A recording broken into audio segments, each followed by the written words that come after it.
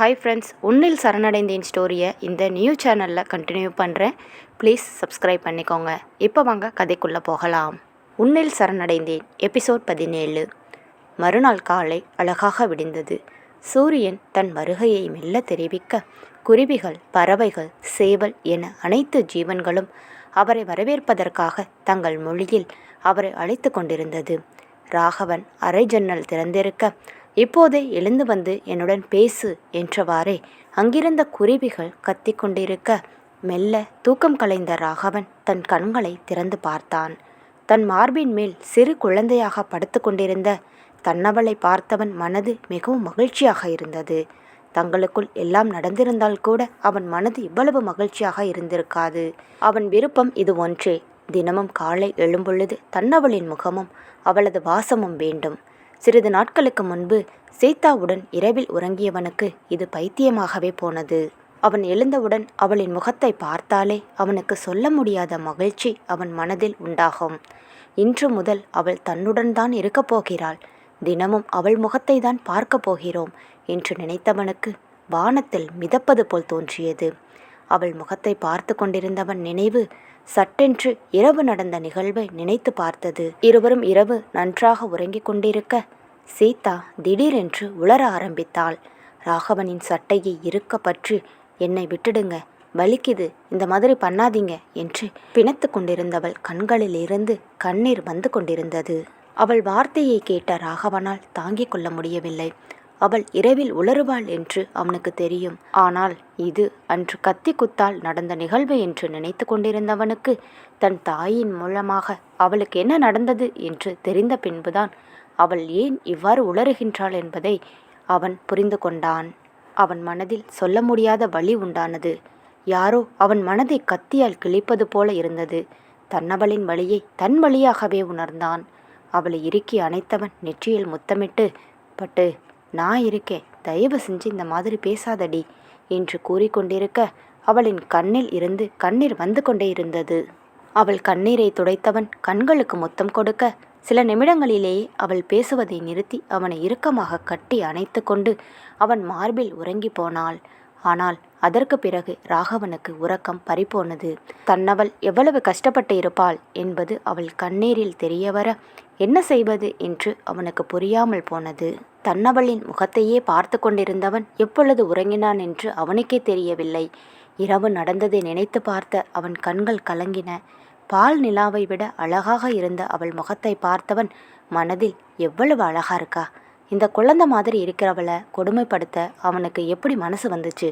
ஆனால் கண்டிப்பாக இதை நான் கண்டுபிடிச்சு என் பட்டை இந்த மாதிரி பண்ணினவனை சும்மாவே விடமாட்டேன் என்று அவனுக்குள் வந்த கோபத்தை தனக்குள் அடக்கியவன் அவளின் முகத்தில் மென்மையாக தன் இதழை பதித்தான். அவனின் முத்தத்தால் உறக்கம் கலைந்தவள் அவனை விட்டு விலகி படுக்க அவள் மேலிருந்த ஆடை சற்று விலகியது. அவள் இடுப்பில் இருந்த துணி விலக அந்த வெண்ணிற இடையை பார்த்தவன் தனக்குள்ளேயே நொந்து கொண்டான். ஒரு பெருமூச்சு எடுத்துவிட்டவன் போர்வையை எடுத்து அவளின் மேல் போற்றி அவள் காது அருகில், நீ என்ன ரொம்ப படுத்துறடிப்பட்டு என்று கூற அவளின் காதில் அவனது மீசை உரசியதால் ஏற்பட்ட கூச்சத்தினால் மீண்டும் அவன் மார்பில் புகுந்து கொண்டாள். தன்னவளின் நெருக்கம் அவனை மேலும் மயக்கம் தர, இது இப்படியே போனா சரி வராது என்று அவளை விட்டு விலகி அவன் எழுந்திருக்கப் போக அவள் அவன் கையை பற்றினாள். ராகவன் திரும்பி அவளை பார்க்க அவள் புன்னகையுடன், குட் மார்னிங் டா மாமா என்று கூற அவள் கூறியது கேட்டு சிரித்தவன் அவள் அருகில் வந்து, கேடி, நீ எப்போ எழுந்திருச்ச என்று கேட்டான். நீ என் காதில் என்னமோ சொன்னியே, அப்பவே எழுந்திருச்சிட்டேன்டா மாமா என்று கூற, அப்படியா என்று அவளை நெருங்கி அருகில் அமர்ந்து கொண்டவன் அவள் கழுத்தில் தன் முகத்தை புதைத்து அவளது வாசத்தை உள்ளிழுத்து கொண்டான். அவள் கழுத்தில் இருந்த மஞ்சள் கயிறு அவனது உதட்டில் உரச அவளின் தேகம் முழுவதும் சிலிர்த்தது. அவனின் சட்டையை இறுக்க பிடித்தவள், என்ன பண்ற மாமா, விடு, காலையில் இந்த மாதிரி எல்லாம் கூச்சம் காட்டாத, நான் போய் குளிச்சிட்டு வரேன் என்று கூறி அவனை விட்டு எழுந்து செல்ல அவன் அவள் கையை பற்றி, நான் அமைதியாகத்தான் போனேன், நீ தாண்டி என்னை பிடிச்சி இழுத்துட்டு இப்போ நீ என்ன அமைதியாக போயிட்டு இருக்க என்று கூற அவனை பார்த்து முறைத்த சீதா உரிமையாக அவன் மடி மீது அமர்ந்து, வேற என்னடா பண்ணணும் என்று கூற, அப்படியெல்லாம் கேட்காதடிப்பட்டு, நீ கேட்கும்போது அப்படியே உன்னை பிடிச்சி கடிச்சிடலாம் போல இருக்கு என்று கூற அதை கேட்டு சிரித்தவள் அவன் கன்னத்தை கடித்துவிட்டு எழுந்து ஓடினாள். ஆ என்று கத்தியபடி தன் கன்னத்தை தேய்த்தவன் வாடி உனக்கு இருக்கு என்று மனதில் நினைத்து கொண்டு தன் அறையில் உள்ள ஜன்னல் பக்கமாக சென்று நின்றான். சூரிய ஒளி மெல்ல வந்து கொண்டிருக்க காலை நேர அந்த மண் வாசத்தை அவன் மனதை வருட அமைதியாக நின்று அந்த இயற்கை காட்சியை விரித்து பார்த்து கொண்டிருந்தான். அவள் குளித்து முடித்த பின்புதான் உடை எடுத்து வரவில்லை என்று தெரிந்தது. என்ன செய்வது என்று யோசித்து கொண்டிருந்தவள் கதவை மெல்ல திறந்து பார்த்தாள். ராகவன் ஜன்னல் பக்கம் நின்று பார்த்து கொண்டிருக்க எப்படி கேட்பது என்று புரியாமல் விழித்து கொண்டிருந்தவள் இவர்கிட்ட கேட்காம பின்ன யார்கிட்ட கேட்கறது என்று தன் உரிமையை காட்டும் விதத்தில், டே மாமா, நான் ட்ரெஸ் எடுத்துட்டு வரல, உன் கபோர்டில் என்னோட நைட்டி இருக்கு, எடுத்து தாடா என்று கேட்க, ராகவன் எடுத்துட்டு வரேண்டி என்று கூறி தன் அலமாரியை திறந்தவன் அதிலிருந்த ஒரு நைட்டியை எடுத்து வந்து அவளிடம் நீட்ட அவள் தன் கை மட்டுமே வெளியில் நீட்டிக்கொண்டிருந்தாள். அவளை சீண்ட நினைத்தவன் அவள் கையில் துணியை கொடுக்காமல், இந்தா பட்டு வாங்கிக்கோ என்று கூறி தன் முதுகுப்புறத்தில் அந்த துணியை மறைத்து கொண்டிருந்தான். அவள் துணியை என் கையில் கொடுமாமா என்று கூற, உன் கையில் தாண்டி கொடுத்துட்டு இருக்கேன், நீ தான் பிடிக்க மாட்டேங்கிற என்று கூறினான். அவள் தன் முகத்தை வெளியில் காட்ட அவன் அவளது துணியை தன் பின்னால் வைத்துக்கொண்டு அவளை பார்த்து சிரித்தபடி கண்ணடித்தான். அவன் தன்னை வம்பு செய்கிறான் என்பதை அறிந்தவள், டே மாமா, விளையாடாம துணியை கொடுடா என்று கேட்க, அடியே உள்ள வந்தேன்னு வச்சுக்கோயே, அவ்வளவு தாண்டி உன்ன என்று கூற அதை கேட்ட அவள், ஐயையோ, இவன் உள்ள வந்தா நடக்கிறதே வேற என்று மனதில் நினைத்தவள், மாமா, நீ நல்ல மாமா தானே, தயவு செஞ்சு துணியை கொடு என்று கெஞ்சும் தோணியில் முகத்தை பாவமாக வைத்து கொண்டு கேட்க, அந்த பயம் இருக்கணும் என்று கூறியவன் அவள் கையில் துணியை கொடுத்து அவள் கைக்கு முத்தம் கொடுக்க அவள் அதை கண்ணை மூடி பெற்று கொண்டிருந்தாள். முத்தம் கொடுத்து கொண்டே இருந்தவன் சிரித்தபடி சட்டென்று அவள் கையை நன்றாக கடித்து வைக்க அவள், ஆ வலிக்குதுடா மாமா என்று கத்தியபடியே அவனிடமிருந்து தன் கையை இழுத்து கொண்டாள். இருடா மாமா, இதோ வரேன், உனக்கு இருக்கு என்று கூறியவள் தலையில் நீர் வழிந்தபடியே சட்டென்று அந்த நைட்டியை மட்டும் எடுத்து போட்டுக்கொண்டு வெளியில் வந்தாள். அவள் வெளியில் வர அவன் அவள் கையில் மாட்டாமல் கட்டிலை சுற்றி ஓடிக்கொண்டே இருந்தான். அவள் அவனை துரத்தி கொண்டே வர ஒரு கட்டத்திற்கு மேல் தானாகவே அவளிடம் சென்று சரணடைந்தான்.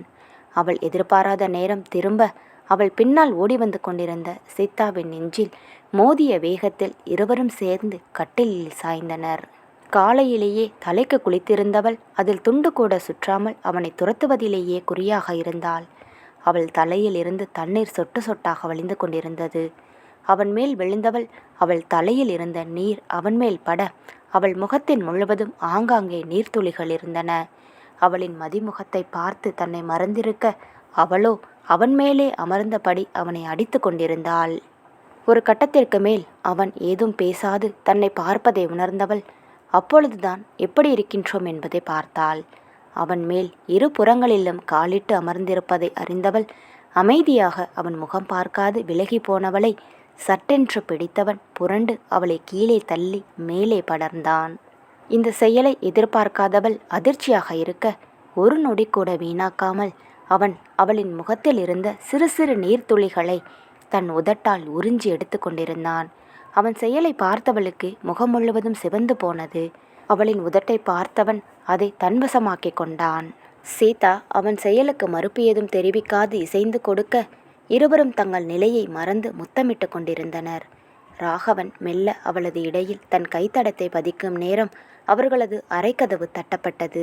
சட்டென்று அவள் அவனை தள்ளிவிட்டு எழ ராகவன், ஏ பட்டு, எங்க போற என்று ஏக்கம் மிகுந்த குரலில் கேட்டான். அவள், கதவு தட்டும் சத்தம் கேட்கலையா மாமா என்று கூறியபடியே கதவை திறக்கப் போனாள். ராகவன் தன் தலையை அழுத்தி கோதியபடி துண்டை எடுத்து தோள் மீது போட்டுக்கொண்டு பாத்ரூமுக்குள் சென்றான். கதவை திறந்து பார்த்த சீதா அங்கு பரமேஸ்வரி பாட்டி நின்று கொண்டிருக்க என்ன சொல்வது என்று தெரியாமல் அமைதியாக தலை குனிந்து கொண்டாள். பரமேஸ்வரி பாட்டி சீதாவை உற்று பார்த்தார். காலையில் ராகவனுடன் கட்டிலில் அடித்து பிடித்து விளையாடியதால் அதிலிருந்த பூக்கள் அனைத்தும் அவள் மீது இருக்க அவள் வெட்கத்தில் தலை குனிந்திருப்பதை பார்த்த பரமேஸ்வரிக்கு மனது மிகவும் மகிழ்ச்சியாக இருந்தது. பரமேஸ்வரி சிரித்துக்கொண்டே, சீக்கிரமா புடவை கட்டிட்டு வா, கோவிலுக்கு போகலாம் என்று கூற சரி என்று தலையாட்டியவள் கடகடவென்று அலமாரியை திறந்து அதிலிருந்த ஒரு புடவையை எடுத்து கட்டிக்கொண்டு தன் முடிகளை அனைத்தையும் ஒன்று சேர்த்து தலையில் கிளிப் குத்தி அவசரமாக கீழே இறங்கி சென்றாள். குளித்து முடித்து பாத்ரூமில் இருந்து வெளியில் வந்த ராகவன் தன்னவளை தேட அந்த அறை முழுவதும் காலியாக இருந்தது.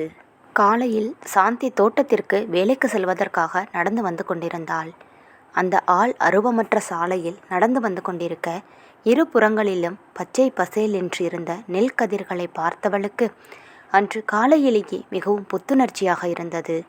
அடர் நீல நிற பாவாடையும் சந்தன நிற தாவணியும் அவளுக்கு அழகாக பொருந்தியிருக்க தலையில் எண்ணெய் வைத்து தன் நீண்ட முடியை பின்னி முல்லைப்பூவை சூடியிருந்தவள் ஒரு கையில் மதியத்திற்கு தேவையான சாப்பாட்டு தூக்கும், இன்னொரு கையில் உப்புக்காரம் தடவிய மாங்காயையும் சாப்பிட்டபடியே தனக்கு பிடித்த பாடலை பாடிக்கொண்டு நடந்து வந்து கொண்டிருந்தாள்.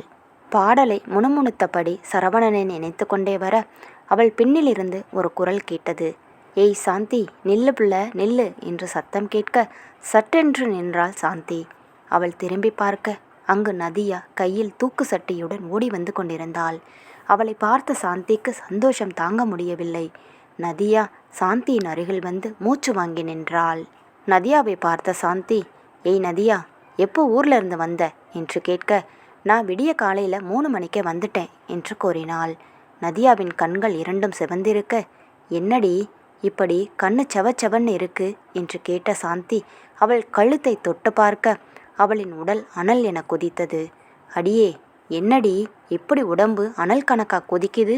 இந்த உடம்பை வச்சுக்கிட்டு எதுக்கடி வேலைக்கு வந்த என்று சாந்தி கோபமாக கேட்க, ஏய், நானே 10 நாளா ராகவனை பார்க்காம ரொம்ப கஷ்டப்பட்டுட்டேன் தெரியுமா? எப்படா ஊருக்கு வந்து அவரை பார்க்க போகிறோம்னு இருந்துச்சு. அதனால தான் விடிஞ்சதுமே தூங்காமல் வேலைக்கு கிளம்பி வந்துட்டேன் என்று அவள் கூற அதை கேட்ட சாந்திக்கு என்ன சொல்வது என்று தெரியாமல் அமைதியாக விழித்து கொண்டே இருந்தாள். ஆமாம், ராகவன் எப்படி இருக்காரு? அவர் இன்னைக்கு வருவாரா? என்னை பற்றி ஏதாச்சும் உன்கிட்ட கேட்டாரா என்று கேள்விகளை அடுக்கி கொண்டே போக சாந்திக்கு தான் அவளிடம் ராகவனுக்கு திருமணமான விஷயத்தை எப்படி சொல்வது என்று தெரியாமல் அமைதியாக நின்று கொண்டிருந்தாள். என்னடி, நான் கேட்டுட்டே இருக்கேன், வாயை திறக்க மாட்டேங்கிற என்று நதியா கேட்க, அது ஒன்றும் இல்லை, நீ வா, நம்ம உன் வீட்டுக்கு போகலாம். முதல்ல நீ உன் உடம்ப பார்த்துக்கோ என்று அவள் கையை பற்றி வீட்டுக்கு செல்லும் திசையை நோக்கி நடக்க, என்னடி விளையாடுறியா? முதல்ல ராகவனை பார்க்கணும், வா என்று சாந்தியின் கையை பற்றி தோட்டத்திற்கு செல்லும் தெருவில் நடந்து வந்தாள் நதியா. சாந்தி வரும் வழியில் அமைதியாக வர நதியாவோ ராகவனை பார்க்க போறோம் என்ற ஆவலில் அவளை வேகமாக இழுத்து கொண்டு வந்தாள். இருவரும் தோட்டத்தை அடைய கொண்டு வந்த சாப்பாட்டு தூக்கை ஓரமாக வைத்துவிட்டு சாந்தி பூக்கூடையை எடுத்துக்கொண்டு தோட்டத்திற்குள் நுழைந்தாள். நதியா சாந்தியின் கையை பற்றி முதல்ல வயல் பக்கமாக போய் ராகவனை பார்க்கலாம் வா என்று கூறி அவளை இழுக்க, ஏய் நதியா, முதல்ல வந்து வேலையை பாருடி, எப்படி இருந்தாலும் இந்த பக்கம்தானே வருவாங்க, அப்போ பார்த்துக்கலாம் என்று கூறி நதியாவை அழைத்து கொண்டு தோட்டத்திற்குள் நுழைந்தாள். சரி என்று நதியா அவளிடம் கூறினாலும் அவள் கண்கள் முழுவதும் ராகவனையே தேடிக்கொண்டிருந்தது. கோவிலுக்கு சென்றுவிட்டு வந்த சீதா ராகவனுக்கு என்ன பிடிக்கும் என்று செல்வியிடம் கேட்க, அவன் என்கிட்ட அடிக்கடி சாப்பாடும் நாட்டுக்கோழி குழம்பும் தான் கேட்பான், அதை பண்ணி கொடுத்தா போதும், ரொம்ப விரும்பி சாப்பிடுவான் என்று கூற, அத்தை, எனக்கு ரொம்ப ஆசையாக இருக்குது, அவருக்கு பிடிச்சதை சமைச்சு கொடுக்கணும்னு, ப்ளீஸ் அத்தை, எப்படி வைக்கணும்னு சொல்லுங்க, நான் அதே மாதிரி பண்ணுறேன் என்று சீதா கூற, அவள் கேட்டதை பார்த்து சிரித்த செல்வி, சரி நான் சொல்கிற மாதிரி செய் என்று கூற சீதாவும் செல்வி கூறியது போல் சாப்பாடு, நாட்டுக்கோழி குழம்பு, முட்டை பொடிமாஸ் என அனைத்தையும் செய்து முடித்தாள். ராகவன் காலை நேரத்திலேயே வயலுக்கு வந்து வேலை செய்து கொண்டிருக்க சரவணனும் அவனுடன் சேர்ந்து வேலை செய்து கொண்டிருந்தான். சரவணன் ராகவனிடம் பேசிக்கொண்டே வேலைகளை செய்து கொண்டிருக்க சரவணனின் ஃபோன் அடித்தது. வயலில் இருந்து வெளியே வந்தவன் கை கால்களை கழுவிவிட்டு தலையில் இருந்த துண்டை எடுத்து கைகளை துடைத்தபடி ஃபோனை பார்க்க சீதா ஃபோன் செய்திருந்தாள். அதை பார்த்த சரவணன், தங்கச்சி எதுக்கு இந்த நேரத்தில் ஃபோன் பண்ணுது என்று கூறி அட்டன் செய்து, சொல்லுமா தங்கச்சி என்று கூற, அண்ணா நான் ஃபோனில் பேசிக்கிற மாதிரி காட்டிக்காதீங்க என்று கூற, ஓ அப்படியா, சொல்லுடா தம்பி, என்ன விஷயம், ரொம்ப நாள் கழித்து ஃபோன் பண்ணியிருக்க, ஏதாவது அவசரமா என்று கேட்க, ஆமாம் அண்ணா, நான் அவருக்காக சமைச்சு வச்சுருக்கேன், நீங்கள் வந்து என்னை கூட்டிகிட்டு போகிறீங்களா, அவருக்கு ஒரு சர்ப்ரைஸ் கொடுக்கணும்னு நினைக்கிறேன் என்று கூற, இதோ வந்துட்டேன்டா, ஒரு 10 நிமிஷத்தில் வந்துடுவேன் என்று கூறினான் சரவணன். சரி அண்ணா என்று ஃபோனை கட் செய்தால் சீதா. சரவணன் ராகவனை பார்த்து, டேய் மச்சான், நான் கடை வரைக்கும் போயிட்டு வரேன் என்று கூற, டேய் கடை வரைக்கும் எதுக்கு போற என்று ராகவன் கேட்க, தாகமா இருக்கு, போய் நம்மளுக்கு சோடா வாங்கிட்டு வரேன்டா என்று கூறினான். நீ சோடா வாங்கிட்டு வரப்போற? அதை நான் நம்பணும். அட பாவி, என்னை பார்த்தா பகல்லையே குடிக்கிற மாதிரி தெரியுதாடா? ஏண்டா உண்மையை சொன்னால் யாருமே நம்ப மாட்டேங்கிறீங்க. தாகமாக இருக்குடா, போய் ஜில்லுன்னு எதனா வாங்கிட்டு வரேன், குடிக்கலாம் என்று கூற, டேய் இன்னும் கொஞ்ச நேரத்தில் நம்ம வீட்டுக்கே போய் சாப்பிட போகிறோம், என்னத்துக்கடா இதெல்லாம் வாங்கிட்டு வர என்ற பதிலுக்கு ராகவன் கேட்க, டேய் நான் தான் சொல்கிறேன்ல, நான் போயிட்டு வந்துடுறேன் என்று கூறிவிட்டு தன் சட்டையை எடுத்து மாட்டியபடி தன் வண்டி சாவியை எடுத்து கொண்டு சென்றான். தோட்டத்தில் சாந்தியும் நதியாவும் பேசிக்கொண்டே பூப்பறித்து கொண்டிருந்தனர். சரவணன் வருவதை பார்த்த நதியா பூக்கூடையை வைத்துவிட்டு அவன் அருகில் சென்றாள். அண்ணா எப்படி இருக்கீங்க என்று அவள் கேட்க, நதியாவை பார்த்த சரவணன், ஏய் புள்ள, எப்போ வந்த, எப்படி இருக்க என்று கேட்டான். நான் நல்லா இருக்கேன், நீங்கள் நல்லா இருக்கீங்களா என்று கேட்டாள். நான் நல்லா இருக்கேன் புள்ள, என்ன ஊரில் தாத்தா தவறிட்டாங்களா என்று கேட்க, ஆமாண்ணா, திடீர்னு இந்த மாதிரி நடந்துடுச்சு, அதனால தான் திருவிழாவுக்கு கூட வர முடியலை என்று கூற, அப்பொழுதுதான் அவனுக்கு நினைவு வந்தது. சட்டென்று சாந்தியை பார்க்க சாந்தியும் அமைதியாக தலை குனிந்தபடி நின்றிருந்தாள். எனக்கு கொஞ்சம் வேலையாயிருக்கு, நான் போயிட்டு வந்துடுறேன் என்று சரவணன் கூற, அண்ணா ராகவன் வந்திருக்காரா என்று கேட்டாள் நதியா. ராகவன் வந்திருக்கான், வேலையா இருக்கான் என்று கூறிக்கொண்டே தோட்டத்தை விட்டு வெளியே நின்றிருந்த தன் வண்டியை ஸ்டார்ட் செய்து சென்றான் சரவணன். நதியா சாந்தியின் அருகில் வந்து, சாந்தி வாடி, ராகவன் வந்திருக்காராம், நம்ம போய் பார்க்கலாம் என்று கூற, இப்போ எதுக்கடி அங்கே போய் பார்த்துக்கிட்டு இருக்க, இங்கே வேலை கிடக்கு, மதியானத்துக்கு மேலே வெயில் வந்துடும், அப்புறம் காய்கறி வேற பறிக்க போகணும், வேலை இருக்கடி, நம்ம சாயங்காலமாக போய் பார்த்துக்கலாம் என்று சாந்தி கூற, இல்லடி, எனக்கு அவரை பார்க்கணும் போலவே இருக்கு, என்னமோ இன்னைக்கு அவர்கிட்ட என் மனசில் இருக்க எல்லாத்தையும் சொல்லிட்டா கொஞ்சம் நிம்மதியாக இருக்கணும்னு தோணுது என்று நதியா கூற, என்ன நதியா திடீர்னு இப்படியெல்லாம் பேசிகிட்டு இருக்க என்று சாந்தி கேட்க, எனக்கு என்னமோ பயமாக இருக்குடி, மனசு ஏதோ படபடப்பாக இருக்குது, இன்னும் எவ்வளவு நாள் தான் இதையெல்லாம் சொல்லாமல் மறைச்சி வச்சுட்டு இருக்கிறது, இன்னைக்கு என்ன நடந்தாலும் சரி என்னுடைய காதலை அவர்கிட்ட சொல்லிட்டா நான் கொஞ்சம் நிம்மதியாக இருப்பேன் என்று கூற, சாந்தி மனதில், கடவுளே இன்னைக்கு என்ன நடக்க போகுதுன்னு தெரியல, ராகவா அண்ணன்கிட்ட சொன்னால் இவளை தப்பாக நினச்சிக்க போகிறாரு, நான் என்ன பண்ணுறது, எனக்கு ஒன்றுமே புரியலையே என்று விழித்து கொண்டே இருக்க, அதற்குள் நதியாவும் சாந்தி கையை பற்றி அவளை வயல்புறமாக அழைத்து சென்று கொண்டிருந்தாள். ராகவன் வயலில் இருந்து வந்து தன்னுடைய கை கால்களை கழுவிக்கொண்டு மரத்தடி நிழலில் அமர்ந்திருந்தான். அப்போது அங்கு நதியாவும் சாந்தியும் நடந்து வந்து கொண்டிருந்தனர். நதியா ராகவனை பார்க்காத இந்த 10 நாட்களில் அவன் முற்றிலுமாக மாறியிருந்தான். அவன் முடிகள் சற்று வளர்ந்திருக்க, புதிதாக அவன் முகத்தை தாடி முளைத்திருந்து முறுக்கு மீசை இன்றும் இல்லாத இன்று அவன் கழுத்தில் தங்கச் சங்கிலியும் கைகளில் தங்க வளையமும் போட்டிருந்தவன் அந்த வளையத்தை மணிக்கட்டு வரை ஏற்றிவிட்டிருந்தான். வெறும் உள்பனியன் அணிந்திருக்க அவன் கட்டுக்கோப்பான உடல் இன்னும் அழகாக இருக்க அவனை பார்க்கவே இன்னும் அழகாக தெரிந்தான். ராகவன் அப்பொழுதுதான் நதியாவை பார்த்தான். அவள் கண்கள் சிவந்து சோர்வாக காணப்பட்டவளை பார்த்தவனுக்கு பாவமாக இருந்தது. என்ன நதியா, முகம் இவ்வளவு வாட்டமாக இருக்கு என்று அவன் சாதாரணமாக கேட்க அவளுக்கு அது மிகவும் சந்தோஷமாக போனது. ஒன்றும் இல்லைங்க, காலையில் 2 மணிக்கு தான் ஊரில் இருந்து வந்தோம், அதான் உடனே வேலைக்கு வந்துட்டேன் என்று கூற, உன்னை யார் அதுக்குள்ளே வேலைக்கு வர சொன்னது, வீட்டிலேயே நல்லா படுத்து தூங்கிட்டு நாளைக்கு வர வேண்டியது தானே என்று அவன் பொதுவாகத்தான் நலம் விசாரித்தான். ஆனால் அவளுக்கு தான் அது மிகவும் ஆச்சரியமாக இருந்தது. ராகவன் இதுபோன்று எப்பொழுதும் அவளிடம் பேசியது இல்லை. எப்பொழுதாவது ஓரிரு வார்த்தை பேசுவான், அதன் பிறகு அனைத்தும் சாந்தியிடமே பேசிக்கொண்டிருப்பான். தன்னிடம் இதுபோன்று அவன் எதுவும் பேசியது இல்லை. இன்று ராகவன் அவளிடம் பேசுவது அவளுக்கு ரெக்கை இல்லாமல் வானத்தில் பறப்பது போல இருந்தது. ஆனால் அவனின் மனநிலை வேறாக இருந்தது. ராகவன் தனக்கு திருமணமான பிறகு அனைவரிடமும் சகஜமாக பேச ஆரம்பித்தான். திருமணத்திற்கு முன்பு ஏதேனும் ஒரு பெண்ணிடம் பேசினால் அதை மற்றவர்கள் தவறாக பார்ப்பார்கள் என்பதற்காகவே அவன் யாரிடமும் அவ்வளவு பேச மாட்டான். இப்பொழுது அவனுக்கு திருமணமான விஷயம் ஊரில் இருந்த அனைவருக்கும் தெரிந்திருந்ததால் அவனை அனைவரும் திருமணமானவன் என்ற பார்வையிலேயே பார்த்தனர். ராகவன் முன்பை விட இப்பொழுது அனைவரிடமும் சகஜமாக பேசியிருந்தான். ஆனால் இவ்வளவு நாட்களாக ஊரில் இல்லாத நதியாவுக்கு அது தெரியாது போக தன்னிடம்தான் அக்கறையாக ராகவன் பேசுகின்றான் என்று நினைத்து மகிழ்ச்சியில் இருந்தாள். இக்கதை தொடரும். இக்கதை உங்களுக்கு பிடித்திருந்தால் மறக்காமல் வீடியோவுக்கு லைக் அண்ட் சப்ஸ்கிரைப் பண்ணுங்கள். தேங்க்யூ.